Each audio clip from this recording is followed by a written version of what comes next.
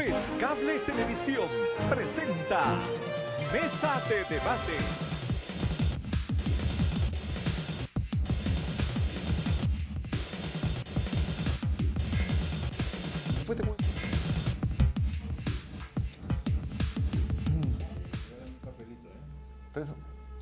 Amigas, amigos, tengan ustedes muy buenos días. Como todos los domingos, de 11 a 1 de la tarde, Pescable Televisión presenta Mesa de Debate, un programa abierto, flexible, tolerante, donde todas las ideas tienen espacio. Nos acompaña esta mañana el doctor Antero Flores Arauz. Es un connotado y respetado dirigente político nacional, con experiencia parlamentaria, pues lo ha sido, con experiencia de gobierno, ha sido ministro, y vamos a dialogar con él en varios segmentos sobre los temas que trata nuestro programa, sobre partidos, política, políticos, Congreso y gobierno. Muy buenos días, doctor Antero Flores, ¿cómo está usted? Muy buenos días, encantado de estar en su programa, muy complacido. Muchas gracias. Comencemos por el tema internacional. Hemos leído un artículo suyo en el periódico esta mañana sobre las torres y lo que aconteció hace exactamente 10 años. ¿Qué nos puede decir al respecto? Es un tema tan importante, ¿no? Hay un aforismo que tienen los de origen israelí, después de todo lo que se vio en 2 guerras mundiales, sobre todo la segunda. Recordar para no olvidar. No es recordar como un ejercicio de masoquismo, sino con un objetivo, con una ruta, con un desafío. Recordemos lo que sucedió para que no vuelva a suceder. Tiene una connotación de cierta corrección. No olvidemos el pasado para no cometer los mismos errores que se cometieron y evitar catástrofes como la acontecida.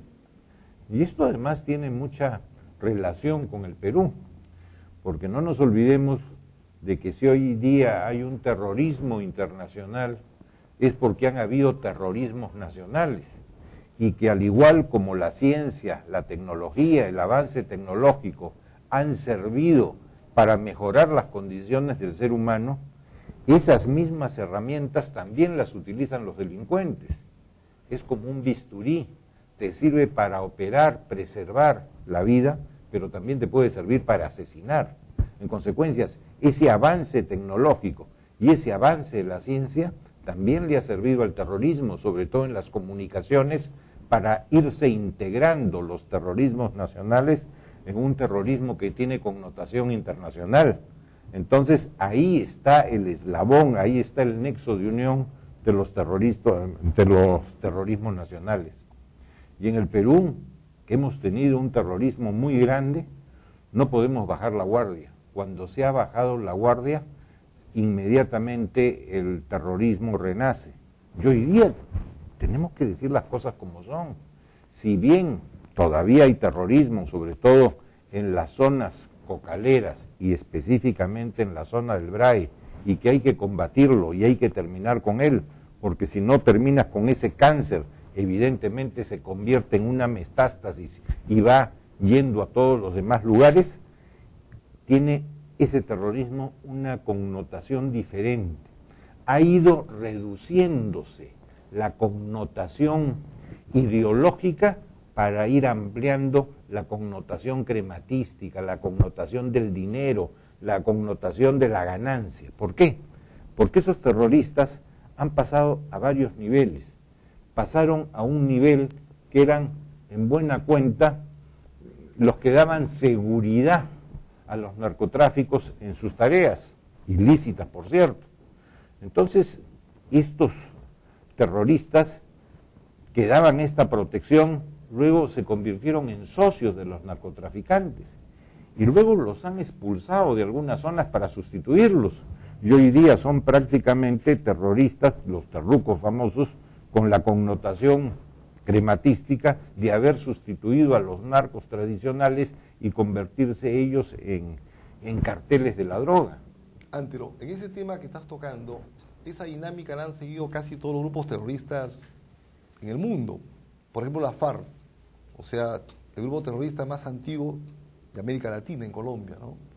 Igualmente comenzaron siendo permisivos, protegiendo a los narcotraficantes, al punto que ahora está comprobado que ellos también son directamente narcotraficantes. Sí, ¿no? bien. O sea, el tema de la narcoguerrilla, ¿no? Pero el tema central es, Antero, con tu experiencia política, parlamentaria, gubernamental, ¿no?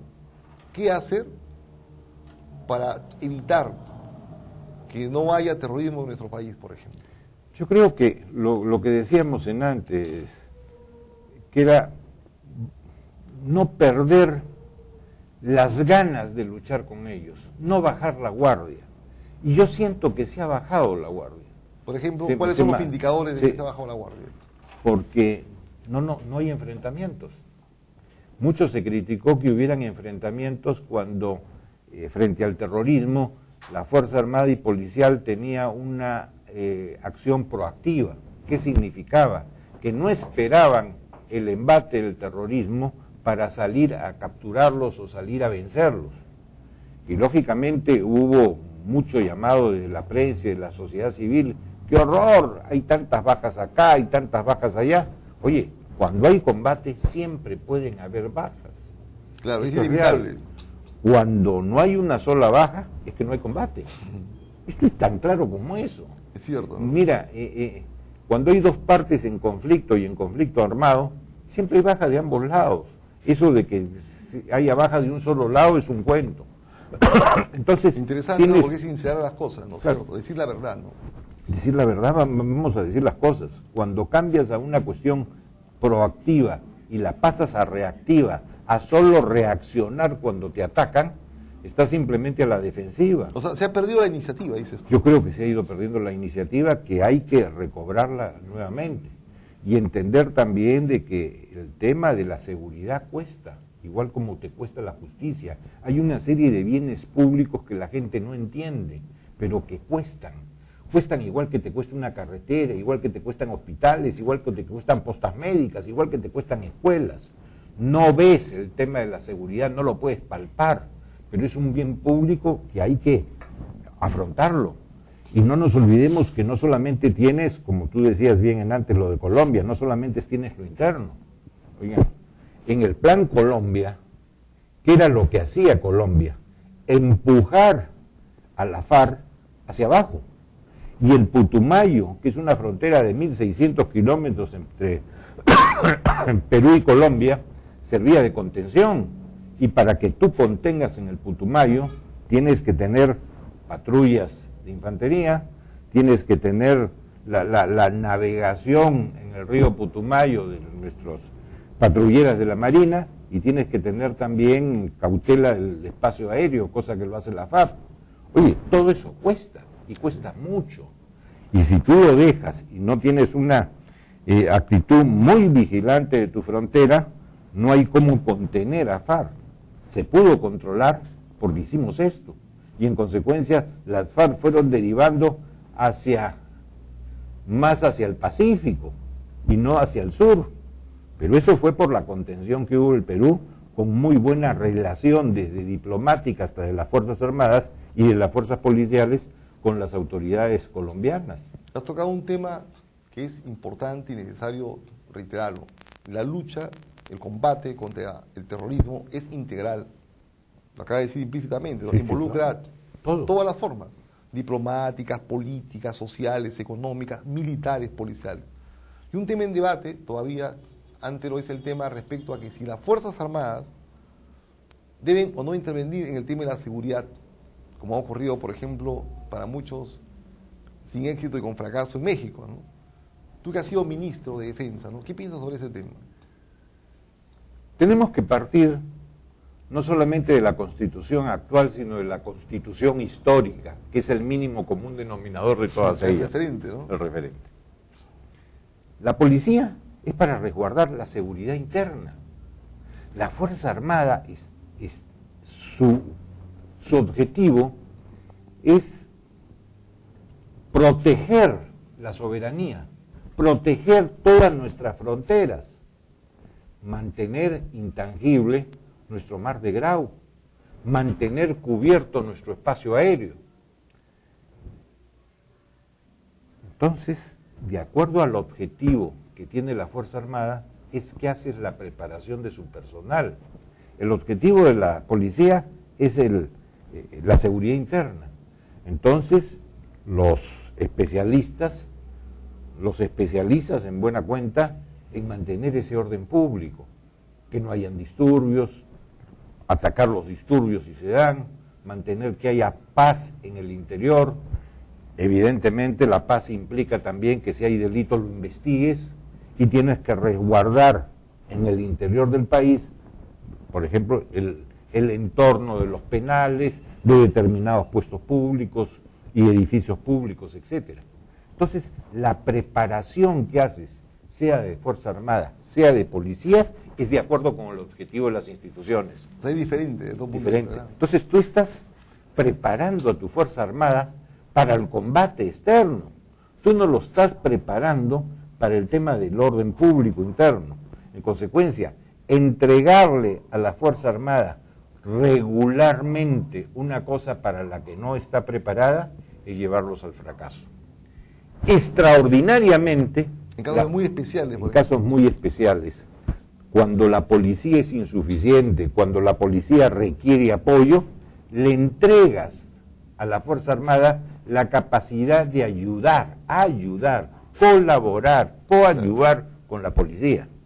Pero cuando se declara una zona en emergencia, como es el BRAE, adicionalmente a la declaración de emergencia, el presidente de la República, mediante una resolución suprema que rubrican el presidente del Consejo de Ministros, el ministro de Defensa y el ministro del Interior, le puede el presidente de la República encargar a la Fuerza Armada el control del orden interno en esa zona declarada. ¿Qué es lo que emergencia, está pasando ahora, por ejemplo? que es lo que viene pasando desde hace años, que se va prorrogando cada 60 días este estado de emergencia y se entrega reiterativamente a la Fuerza Armada el control, en cuyo caso la Fuerza Armada supedita, subordina a la policía su decisión. La voz cantante en estos casos la tiene la Fuerza Armada y no la policía, lo que no significa que haya una estrecha colaboración entre ellas, pero es en casos de excepción, no es lo regular. Y en estos casos de excepción, si me permites, para terminar con la idea, uno de los temas es el narcotráfico, que evidentemente está envuelto en todo este ropaje de la seguridad interna, y en esos casos en que se entrega el control del orden público a la Fuerza Armada, allí sí tiene que ver con el narcotráfico, pero en forma excepcional, no regular.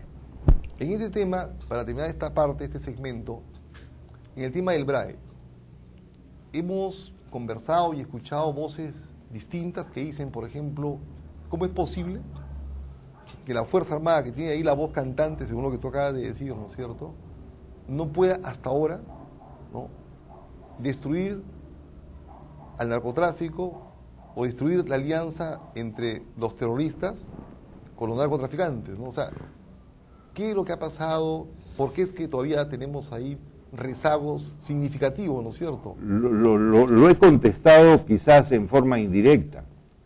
Yo decía que hay que recuperar la acción proactiva de la Fuerza Armada que se tuvo, por lo menos mientras yo estuve ahí. Y hoy día noto que es reactiva desde hace un par de años. Y yo creo que hay que enfrentarlo. No hay que... O sea, ¿se ha bajado la guardia significativamente? Yo siento que se ha bajado la guardia. ¿Y por qué? Siento que con la motivación quizás de que haya mayor inteligencia, de no exponerlos demasiado, etcétera, se ha bajado la guardia. Y no hay que bajarla. Además, todas estas operaciones cuestan mucho. Necesitamos más...